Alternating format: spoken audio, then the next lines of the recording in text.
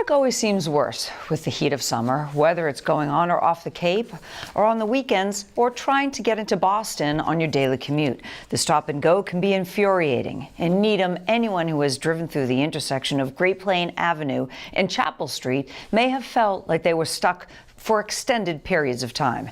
The town would like to improve the situation, so they hired transportation experts to find a better signal pattern. Representatives from VHB presented their findings at the Board of Selectmen meeting on August 7th.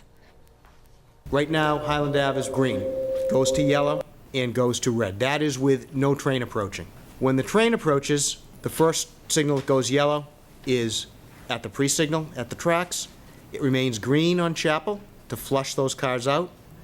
It goes red at the pre-signal, continuing to keep that green to flush that out, flush those vehicles out. Goes to yellow, goes to red, and then it allows Chapel to go green. You start at 0 seconds when the train approaches. After 10 seconds, the gates come down, and after 60 seconds, the train is approaching this direction and they arrive at the station.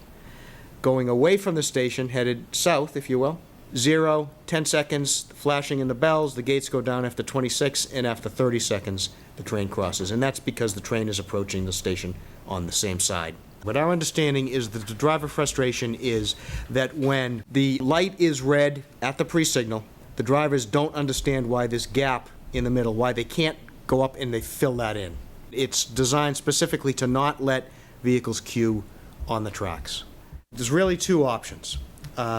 You could retain the current operation where, as we walked through the colored graphics of the green, yellow, red, the pre-signal goes red first, stopping the cars, preventing them from queuing on the tracks, and Chapel goes red after. Option 2 would involve modifying the timing and modifying the MBTA schedule.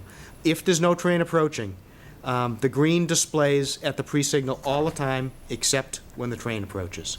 The eastbound vehicles would be allowed to queue from Chapel Street through the Grade Street crossing. So if this pre-signal remained green, people would be allowed to queue across the tracks. With a train approaching, there'd be an extended preemption and approach warning time of up to 98 seconds. This option creates longer driver wait times. The MBTA would have to modify this schedule, and they already told us that they really had no interest in doing that. There are nearby comparable situations where we don't have this problem. So this is a new situation in that location, and it is a source of frustration for hundreds of people. You guys don't drive this all the time. I think all of us do. And I think you looked at this through blinders.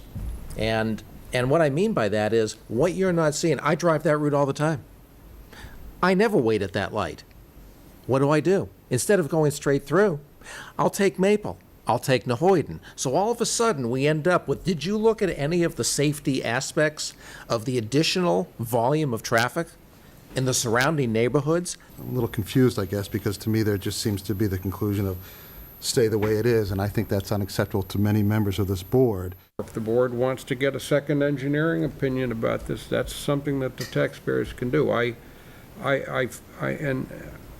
believe that you fellas and gals have given us your very best honest opinion of this, and you've answered these questions patiently, and I don't expect you to change your values in order to suit our issues, but I